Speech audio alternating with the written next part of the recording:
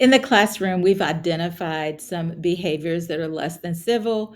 We've addressed them. However, we're wondering whether or not our interventions will really affect our students' ability to manage their behaviors and to demonstrate more civil behaviors in the classroom. Well, in this snapshot, we're continuing our discussion related to incivility. We talked previously about strategies, at least three now that you've written down, that is going to help us really manage our classroom and create this safe learning space that we're committed to providing to our students. How do we know, though, whether or not it's been effective? Well, we're going to explore what evidence based practices we should use to evaluate whether or not our interventions have helped create a safer learning space and create a more civil learning experience. Welcome back, everybody, to Dr. Sellers Educate, where our mission is to support all nurse educators to achieve excellence in the classroom and to also achieve certification. Now, if you're not on the journey to achieve certification, we still want you to join us as we move forward in exploring how do we create a better learning experience for our students and how do we measure whether or not we are doing a good job as it relates to civility.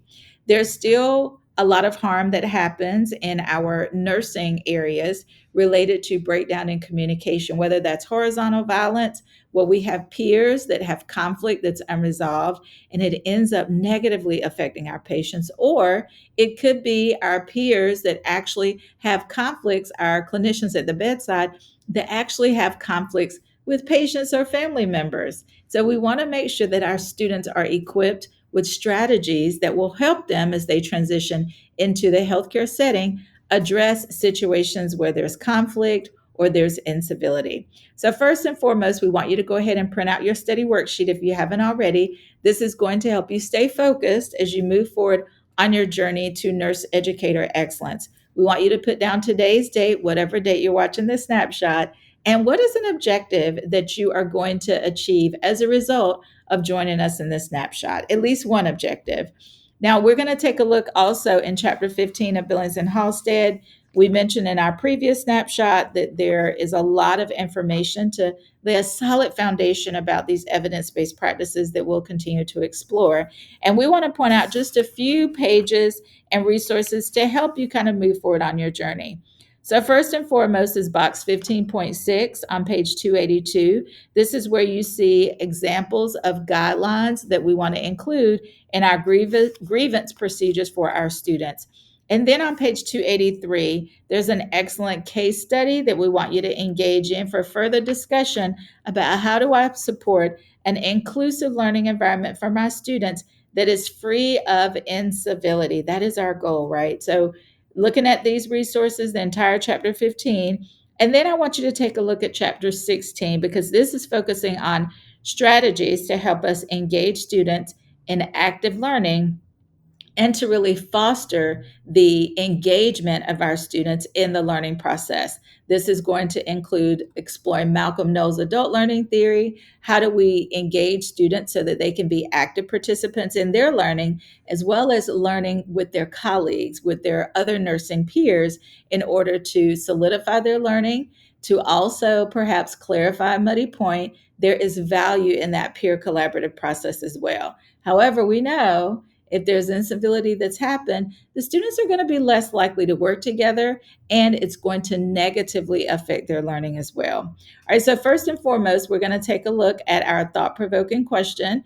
And what I want you to think about is how does this type of behavior show up in your actual academic setting? Do you see it show up with faculty or do you see it show up with some of the students that are in your classroom? Okay, so that's what I want you to think about. So let's take a look at our thought provoking question. We have a nursing instructor who overhears two students making derogatory remarks about a classmate's performance during clinical rotations. Despite their perceived harmlessness, the instructor knows that such comments can create a hostile learning environment. What should the instructor prioritize in response to this situation to align with the best practices in nursing education? A, conduct a formal reprimand of the students involved. B, initiate a class discussion on the effects of incivility. Or C, ignore the comments, believing they will resolve themselves. Okay, so we'll come back to this thought provoking question before we close out our time together today. Evaluation of strategies. So, did they work? Whatever interventions we've identified, it is crucial for us to be able to create an environment free from incivility. It allows not only us to focus on development of content and concepts to help students close their knowledge gaps, but it also creates a collaborative environment, an inclusive environment of continuous improvement that truly do align with our educational standards and the program outcomes that we have established as a nursing program. We want to be able to measure the success of any anti incivility strategies by looking at specific objective metrics such as student satisfaction surveys, retention rates, and academic performance. All right, so I'm going to pause right here and come on camera. I'm curious to know, how many of you ever thought about these three components or evaluation tools really helping us quantify whether or not we've done a good job in managing incivility? All right, so that's what I want you to think about. Reflect on how today you are measuring whether or not you're doing a good job of maintaining a civil learning experience and environment for your students. And second of all, are you evaluating data from any of these metrics, any of these measures, and looking at over time how you're performing? Are your scores improving? Is retention improving, or is it going in the wrong direction? Okay, so I want you to think about that as we continue to explore this really important topic. Next, we want to talk about the feedback mechanisms. We want to gather regular feedback from our students. We can do that in a number of ways. Surveys, definitely, but we can have focus groups. We can have one-on-one interviews where we're gathering data specifically just to do a temperature check of how we are managing incivility for our students in our program. We want to make adjustments. We don't want to just gather data, right? We want to gather it and we want to do something about it. We want to take action based on the feedback that students tell us. We know that students can become very dissatisfied if they give us feedback about incivility happening and there are no changes. Students may perceive that we did not listen to them, and we want to be committed to developing these continuous improvement plans related to incivility. And sometimes that may mean us engaging in faculty development resources so that we can educate our faculty first and foremost to have the tools that they need to address incivility. And then, second of all, we may need to have a workshop with our students, right, to help them understand how to manage incivility, because we know the impact it can have is significant. And just think about the positive impact it will have when we have our key stakeholders at the table during our advisory board meeting and we're talking about incivility training for our students and faculty. It's very common to do it for our faculty, but what about students? Let's make sure that we're creating them in our action plans and our strategic action plans and goals as we think about faculty development.